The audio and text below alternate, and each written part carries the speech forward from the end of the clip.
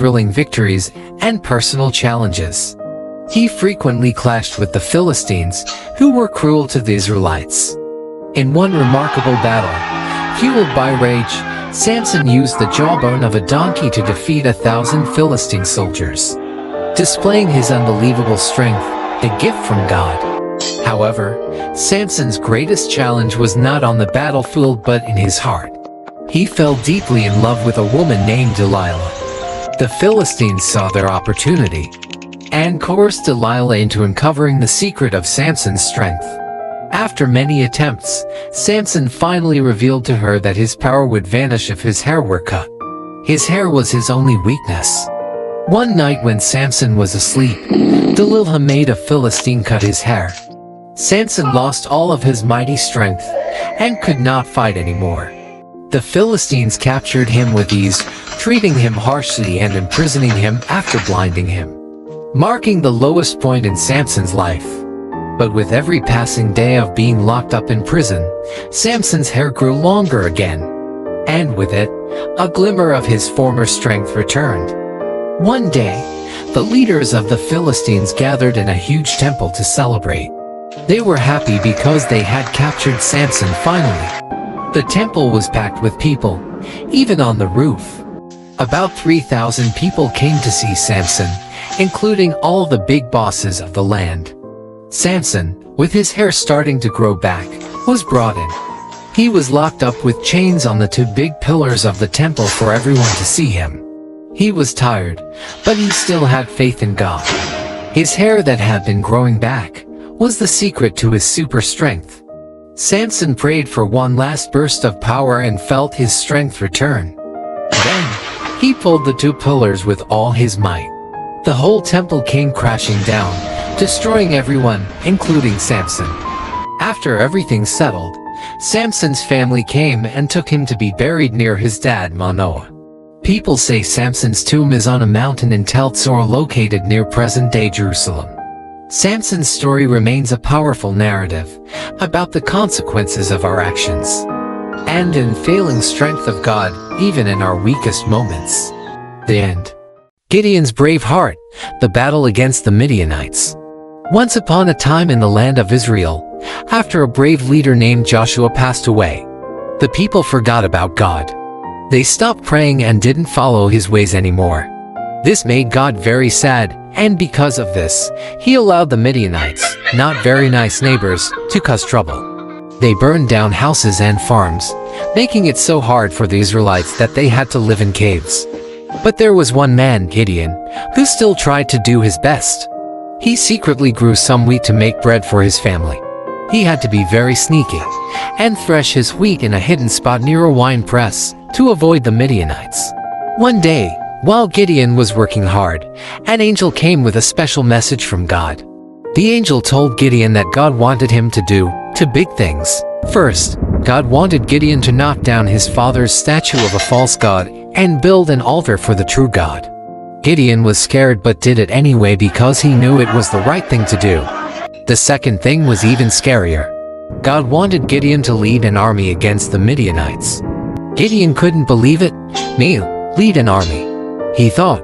So, he asked God for a sign to make sure God was really with him. He put a piece of wool on the ground and said, "If the wool is wet with dew in the morning but the ground is dry, I'll know you're with me." And guess what? The next morning, the wool was soaking wet, but the ground was bone dry. But Gideon was still a little unsure, so he asked for another sign. This time, he wanted the ground to be wet and the wool to be dry. And God did it again. Now, Gideon knew for sure that God was with him. Gideon started with a big army, but God had a surprising plan. He told Gideon he only needed 300 men to defeat the Midianites. God wanted to make sure everyone knew it was his power, not theirs, that saved them. Even though Gideon was still a bit scared, God gave him a little sneak peek of the Midianites being afraid of him. Gideon and his tiny army then did something very clever. They took trumpets and jars with torches inside and surprised the Midianites in the middle of the night. They made so much noise and showed so much light that the Midianites got scared, ran away, and even fought each other. After this big win, the people wanted Gideon to be their king, But Gideon knew the truth. "I won't be your king," he said. "God is the only one who should rule over us." And that's the story of how Gideon, with just a little faith and a lot of help from God, saved his people. It teaches us that even when things look really tough, if we trust in God, we can do amazing things, just like Gideon did. The end. The Divine Genesis Adventure, Part 1. In the very, very beginning, there was just darkness and quiet, like a giant, cozy blanket wrapped around the universe. But then, with a twinkle in his eye, God whispered, "Let there be light." And suddenly, the darkness vanished, making room for the most spectacular show on earth. The Divine Genesis Adventure. God smiled and called the bright part day, and the cozy dark part night. And guess what? It was only the beginning of this incredible adventure. On the second day, God decided to create a masterpiece. The sky, so big and blue, like a gigantic playground for the clouds. He named it Heaven, and it became the coolest blanket fort ever as the Divine Genesis. Adventure unfolded. God scooped up the waters and gave the land a big, welcoming hug. "Hello, Earth," God cheered. The waters became seas, and the land was named Earth. God giggled and said, "It's fantastic." Now, on the third day, God got artsy. He painted the ground with vibrant colors, making flowers, trees, and grass dance together in a joyous parade. Each tree had its own special fruit, and God thought it was the most dazzling garden ever. The fourth day brought the grand light show. God placed the sun to play tag with the clouds during the day, the moon to peek out at night, and the stars to twinkle like the friendliest fireflies. The sky turned into a magical canvas painted with celestial wonders. But wait, there's more. On the fifth day, God threw a party in the oceans and the sky.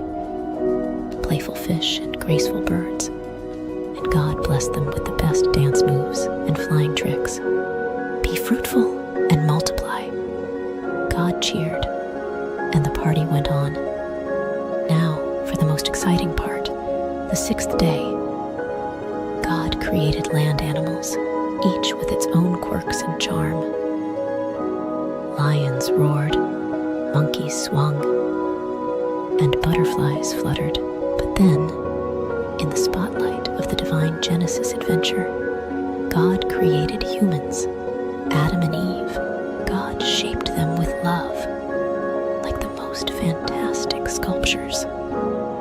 He breathed life into them and said, "You're my special creation. Take care of this wonderful world." Adam and Eve explored the enchanting garden, naming animals and sharing giggles with God. God provided a buffet of delicious fruits and green herbs for everyone to enjoy. "It's a feast," God exclaimed. And as the sun dipped below the horizon, God looked at everything with pure joy. It's not just good, it's amazing.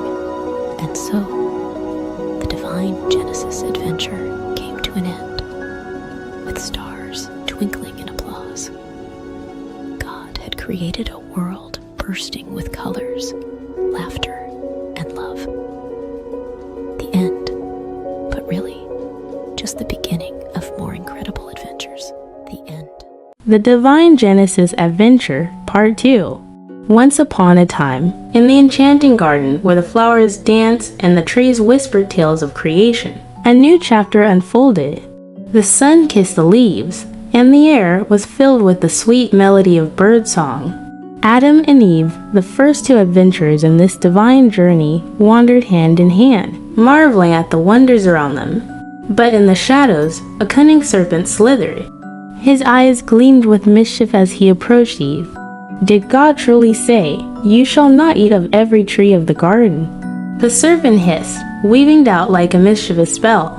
Eve, with innocence in her eyes, replied, "We may eat the fruit of the trees." But God said, "You shall not eat it, nor shall you touch it, lest you die." The serpent, a master of deception, slyly whispered, "You won't die." God knows that when you eat it, your eyes will open, and you'll be like God, knowing good and evil. Fascinated by the idea of wisdom and knowledge, Eve gazed at the tree. Its fruit looked delicious, pleasing to the eyes, and desirable for gaining wisdom. The serpent's words echoed in her mind, and she plucked the fruit, taking a bite. She then offered it to Adam, and he too took a bite. Suddenly, their eyes were open, and they realized they were naked. Quickly, they sewed fig leaves together to cover themselves, for they felt exposed in the newfound awareness of good and evil. In the cool of the day, they heard the sound of the Lord God walking in the garden. Fearful and ashamed, Adam and Eve hid among the trees. God called, "Where are you?" Adam admitted, "I heard your voice, and I was afraid because I was naked, so I hid." God, in his infinite wisdom, questioned Adam, "Who told you that you were naked? Have you eaten from the forbidden tree?" Adam, unable to bear the weight of his choice, pointed to Eve. "The woman you gave me, she gave me the fruit, and I ate."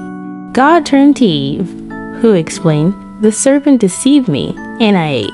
The consequences unfolded like pages of a story. God spoke to the serpent, cursing it and foretelling a future conflict. To the woman, God spoke of increased sorrow and pain in childbirth, and the man's dominion over her. To Adam, God spoke of the ground being cursed, bringing forth thorns and thistles, and the toil of labor for sustenance. Yet, even in the face of consequences, God showed mercy. He made tunics of skin for Adam and Eve, clothing them with his grace. As Adam named his wife Eve, the mother of all living, they faced the realities of their choices. The divine Genesis adventure took an unexpected turn, revealing the delicate balance between free will and the consequences of decisions. In the end, God, in his infinite love, placed cherubim at the gates of the garden, guarding the way to the tree of life. The adventures of Adam and Eve continue beyond the garden, a journey of redemption and grace, reminding all that even in our choices, God's love and mercy prevail. And so, the divine narrative unfolded, teaching the young and old alike the profound lessons of choice, consequence, and the enduring grace of a loving Creator. The end. Once upon a time, in a world where people had forgotten to be kind, there lived a man named Noah who worshipped God. Noah was a man of faith, but everyone else around him disobeyed and hated God. One day, something shocking happened. God spoke to Noah, revealing a plan to destroy the wicked world, sparing only Noah's family. God instructed Noah to build a wooden ark, a boat big enough for his family and many animals. Noah got to work, following God's exact instructions. Probably, people mocked Noah as he explained why he was building an ark. But Noah kept building, also spreading the word about God, though nobody listened. As the ark neared completion, God brought animals of all kinds, 7 of some species, 2 of others. Birds and beasts, tiny and tall, all made their way to the ark. Perhaps people shouted insults at Noah, but they did not stop sinning against God. They did not ask to enter the ark. Finally, all the animals and birds were aboard.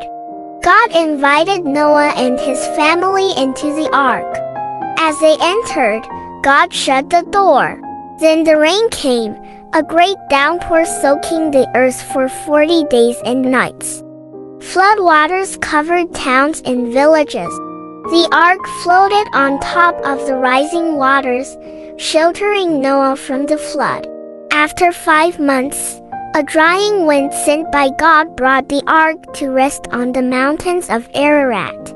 Noah and his family waited inside as the water lowered. Noah sent a raven and a dove out. The dove returned with an olive leaf, a sign that the earth was slowly drying. God told Noah it was time to leave the ark. Together, Noah and his family unloaded the animals. Noah, filled with gratitude, built an altar and worshipped God who had saved him and his family from the awful flood. God gave Noah a wonderful promise. Never again would he send a flood to judge human sin. As a great reminder of this promise, God gifted the world with a rainbow, a beautiful sign of his covenant. And so, Noah and his family found new beginnings after the flood. In time, his descendants repeopled the whole earth, and all nations came from Noah and his children.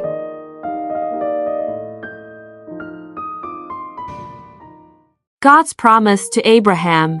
Long ago, after a big flood washed the earth clean, only Noah and his family were safe on a big boat with lots of animals. When the water went away, people started to build things again. They had a big idea. Let's build a tall tower that touches the sky, right up to the stars. They wanted to stay together and be friends forever.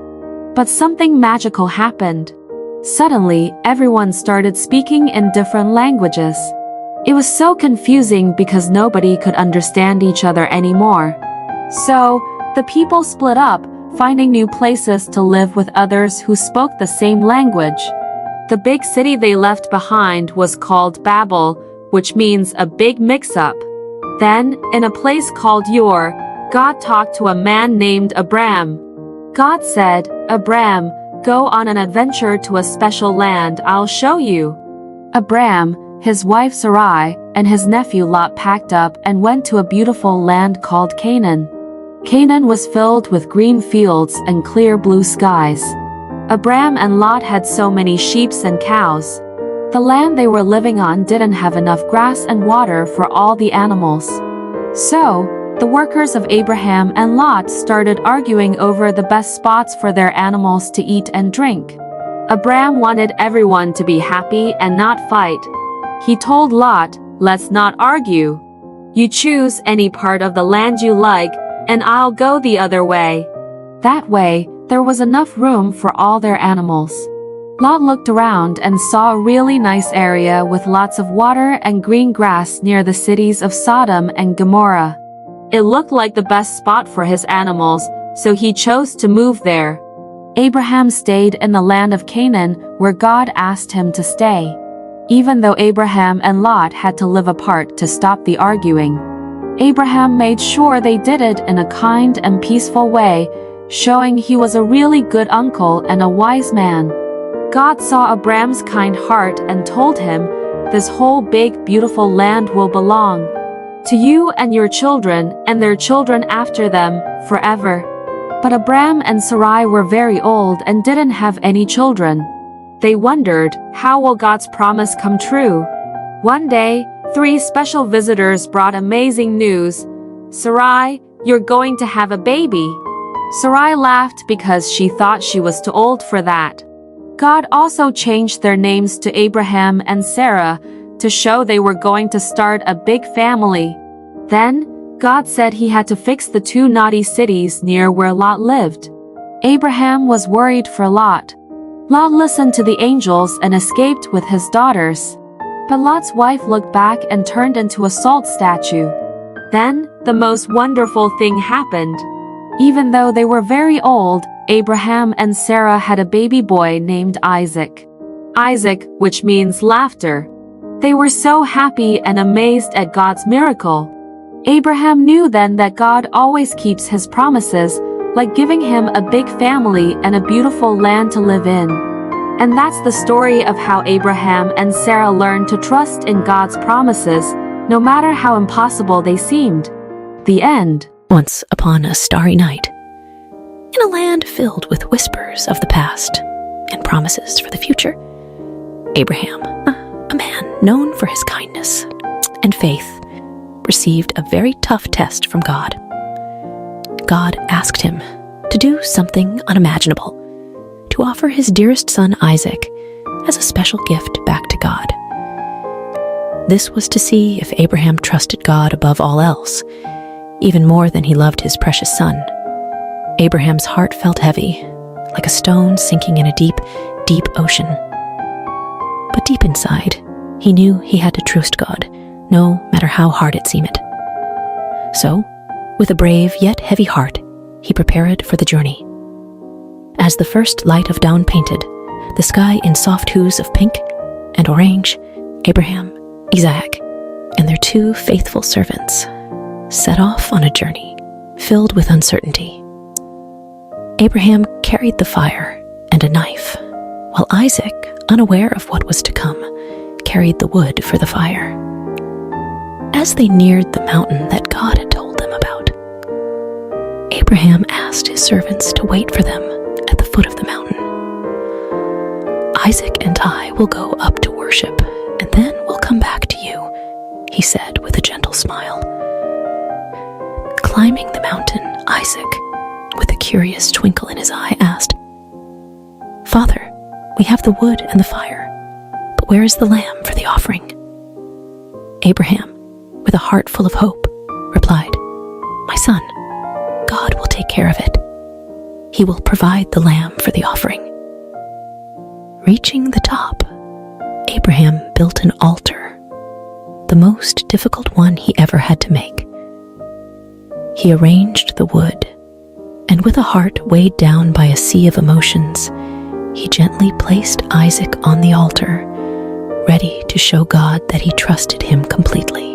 But just as Abraham raised the knife, a voice as powerful as thunder, but as gentle as a whisper, stopped him. "Stop, Abraham." It was an angel sent by God.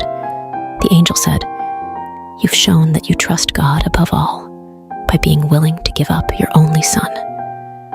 Then Abraham saw a ram caught in some nearby bushes. With a heart bursting with relief and gratitude, he untied Isaac, and together they offered the ram to God. It was a moment filled with so much joy and thankfulness.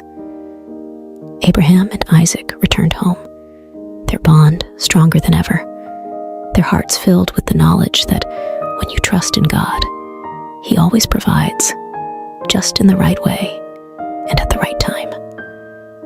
And so, under the same stars that had witnessed their journey, Abraham and Isaac found comfort in knowing that no matter what, God's love and care would always guide them, just like it guides us all. The end. The adventure of Abraham and Isaac. A new beginning. Once upon a time, after a big adventure on a mountain, Abraham and his son Isaac were on their way back home. Then, while the stars twinkled like tiny smiles above them, a kind angel came with a message that made their hearts dance. "Abraham," the angel said, "your family will be as numerous as the stars. And guess what? They're going to bring happiness to the whole wide world." It was like a secret promise about a hero who had come from their family tree, someone very special named Jesus. But when they got back home, they found themselves in a very quiet house. Sarah, the laughter and love of their home, had gone on a journey to the stars. Abraham and Isaac felt very sad, missing her warm hugs and bright smile. Abraham had an idea to bring some joy back into their home. He called his most trusted friend, a wise old servant, and gave him a very important mission. "It's time for Isaac to find a companion, someone to share stories and dreams with," Abraham said. "Please find a kind lady from our family for Isaac." The servant set off on his camels, hoping for a little help from the stars. As he reached a faraway land, he made a wish. "Let the right lady be the one who offers water to my thirsty camels. It wasn't just any wish. It was a special kind of hope that only the kindest hearts could fulfill. Like a scene from a beautiful story, along came Rebecca with a smile as bright as the dawn. She saw the camels, tired and thirsty, and offered them cool, refreshing water. The servant's eyes sparkled with joy. This must be the one, he thought. She was kind, just like the wish. Rebecca, brave and full of adventure, said yes to a new journey. She traveled across the deserts and mountains to meet Isaac. When Isaac saw her, it was like spring had come to his heart, filling it with flowers and sunshine. Rebecca's kindness and laughter brought new stories and dreams to their home. Isaac and Rebecca, hand in hand, started a wonderful adventure together, full of love and promise. And so, the story of Abraham, Isaac, and now Rebecca reminds us all. After every big adventure, after every sad goodbye, there's always a new beginning, a chance for love and joy to grow again, just like the stars that twinkle in the night sky. The end. Jacob and Esau, a story of brothers and forgiveness. Once upon a time, in a land of ancient wonders, Isaac and Rebekah were blessed with not one, but two sons at the same time. These were no ordinary boys. They were twins named Jacob and Esau. Even before they were born, they were already showing their unique personalities, with Esau loving the thrill of the hunt, and Jacob preferring the quiet of home. Esau, the elder, was as rugged and wild as the forests he roamed, while Jacob, the younger, was thoughtful and clever, always with a plan up his sleeve. Their parents loved them dearly, but each had a favorite, which brewed a little competition between the brothers. One day, as Esau returned from his adventures, famished and weary, Jacob saw an opportunity. He offered Esau a simple meal in exchange for his birthright, the special status of the firstborn. Esau, thinking little of the future, agreed. This moment would change the course of their lives in ways they couldn't imagine. As the boys grew, so did their rivalry, especially when it came time for their father Isaac to bestow his special blessing. Rebekah, who adored Jacob, devised a plan to ensure her favorite son received this honor. With a bit of disguise and a daring heart, Jacob tricked his father and received the blessing meant for Esau. Realizing the deception, Esau was heartbroken and filled with anger. To protect Jacob from Esau's wrath, Rebekah sent him far away to her brother Laban's house, hoping that time would heal the rift between her sons. Jacob's journey was not easy. He worked tirelessly for Laban, enduring trickery and toil, all for the love of Rachel, Laban's daughter. Yet, through these trials, Jacob grew wiser and kinder, learning the value of honesty and hard work. Years passed, and God called Jacob to return home, but the thought of facing Esau filled Jacob with dread. What if Esau still harbored anger and sought revenge? Nevertheless, Jacob set out, hoping for forgiveness. As Jacob neared his homeland, he prepared for the worst. But to his surprise, Esau greeted him not with anger, but with open arms. The brothers embraced, their past grievances washed away by tears of joy. It was a moment of true reconciliation, proving that love can overcome the deepest divides. Together again, Jacob and Esau showed us that it's never too late to mend broken bonds, and that forgiveness is one of the greatest gifts we can offer. The end. Joseph's journey, from dreamer to dreamkeeper. In a land where families were as vast as the stars, Isaac's heart was full of joy as his son Jacob returned home. Even Esau, who once harbored anger, welcomed Jacob with open arms. But not all was peaceful, for Jacob's sons felt a storm brewing in their hearts, troubled by their younger brother Joseph, who was clearly the apple of their father's eye. Joseph, with his bright, colorful coat, a gift from Jacob, was a dreamer. His dreams, however, sparked flames of jealousy among his brothers. In one dream, Joseph saw his own sheaf of grain standing tall, while his brother's sheaves bowed down to it. In another, the sun, moon, and even the stars bowed before him. These dreams whispered of a future where Joseph would rise above them all, even his parents and brothers. One day, Jacob sent Joseph to check on his brothers in the fields. As he approached, their jealousy turned to dark whispers of getting rid of the dreamer. Reuben, the eldest, suggested they put Joseph in a pit instead, secretly planning to save him later. But while Reuben was away, a caravan heading to Egypt appeared. Judah, another brother, proposed they sell Joseph instead of harming him directly. And so, for 20 pieces of silver, Joseph's fate was sealed, and he was taken far from his homeland, his heart heavy with sorrow and fear.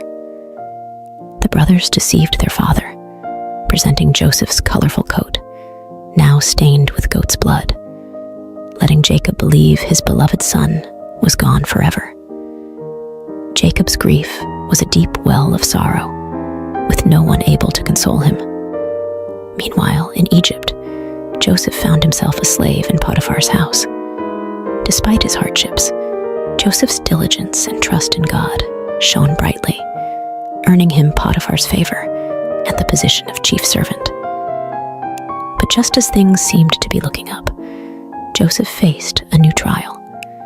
Potiphar's wife, with dishonest intentions, falsely accused Joseph, leading to his unjust imprisonment. Even in the depths of a dungeon, Joseph's spirit remained unbroken. He understood that through all trials, honoring God was his true strength, a beacon of hope that illuminated even the darkest of places. The end. Joseph's journey from prison to palace. Once upon a time, in a far-off land called Egypt, Joseph found himself in a dark prison, wrongly accused by Potiphar, his former master. But even in such a grim place, Joseph's kindness and helpful nature shone bright. The wardens saw something special in Joseph and trusted him to help organize prison life, making it a better place for everyone. One day, Joseph noticed 2 new prisoners looking particularly downcast. They were the king's baker and butler, troubled by dreams they couldn't understand. Joseph, with his unwavering faith, assured them, "God can reveal what your dreams mean. Tell me about them." To the butler, Joseph predicted a return to Pharaoh's favor in just 3 days and asked to be remembered. To the baker, however, Joseph had to deliver some unfortunate news. Just as Joseph had said, the butler was restored to his position, but he forgot about Joseph, leaving him in prison. Time passed until one day, Pharaoh himself was troubled by a mysterious dream. Remembering Joseph's gift, the butler finally spoke up, leading to Joseph's summoning. Standing before Pharaoh, Joseph humbly explained that the dream foretold 7 years of abundance, followed by 7 years of famine. He advised Pharaoh to store food during the good years to prepare for the tough times ahead. Impressed by Joseph's wisdom and his clear connection to God, Pharaoh declared, "You will take charge in Egypt, second only to me." And so, Joseph went from prison to palace, overseeing the land's preparations for the coming famine. As predicted, the years of plenty came and went, and famine spread across the land. Back in Joseph's homeland, his family was starving. Jacob sent his sons to Egypt to buy grain, not knowing that they would come face to face with their long-lost brother, now the lordly ruler of Egypt. Joseph recognized his brothers, but they didn't know him. Recalling his boyhood dreams, Joseph realized that this moment was part of a bigger plan. He tested his brothers, demanding they return with their youngest brother Benjamin to prove their honesty. When they returned, Joseph could no longer hide his true identity. Overcome with emotion, he revealed himself to his brothers, saying, "I am Joseph, your brother, whom you sold into Egypt." The brothers were speechless, fearing for what might come next. But Joseph comforted them, explaining that their actions had been part of a divine plan to save their family from famine. "God made me Lord in Egypt so I could save your lives," he told them. Soon after, Jacob and Joseph were joyfully reunited in Egypt, and the entire family was settled there, living in peace and plenty, thanks to Joseph's faith and God's guiding hand. The end. The Adventure of Baby Moses, From the Nile to the Palace. In a time long ago, Egypt mourned the loss of a great leader, Joseph. He had saved the land from famine and was loved by all. But as years turned into centuries, a new pharaoh came to power, one who did not remember Joseph and his deeds. The Hebrews, Joseph's people, had grown in number and strength, which made the new pharaoh uneasy. Fearing they might become too powerful, he decided to make them slaves, forcing them to build great cities under harsh conditions. Despite the heavy work, the Hebrews continued to grow in numbers, which troubled Pharaoh even more. So he made a terrible order. All newborn Hebrew boys were to be thrown into the river Nile. One Hebrew family, desperate to save their baby boy, crafted a plan. They carefully placed him in a snug, watertight basket and set it afloat among the reeds of the Nile, trusting in a higher power to protect their child. As the basket bobbed gently in the water, the baby's sister watched from a distance, her heart filled with hope and fear. Then, something unexpected happened. Pharaoh's daughter came to the river to bathe and spotted the curious basket among the reeds. With a mix of surprise and compassion, she ordered her servant to bring the basket to her. Upon opening it, the sound of the baby's cry touched her heart. "It's a Hebrew child," she realized, but instead of sending him to a cruel fate, she chose kindness. "Poor little thing, you're so beautiful," she cooed, perhaps even playing with the baby as anyone would with a precious little one. Watching all this unfold, the baby's sister saw an opportunity. She bravely approached the princess and offered to find a Hebrew woman to nurse the child. The princess agreed, not knowing the girl would bring the baby's own mother. Rushing home, the sister called out to her mother, "Come quickly! Oh, hurry!" Without a moment to lose, they both hurried back to the riverbank. There, Pharaoh's daughter entrusted the baby to his mother, saying, "Nurse him for me, and I will pay you." She named him Moses, which means drawn from the water. In a twist of fate, baby Moses was back in his parents' arms, where they taught him to love God and cherish his heritage.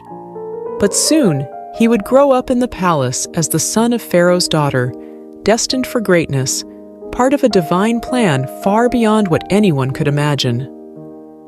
The end.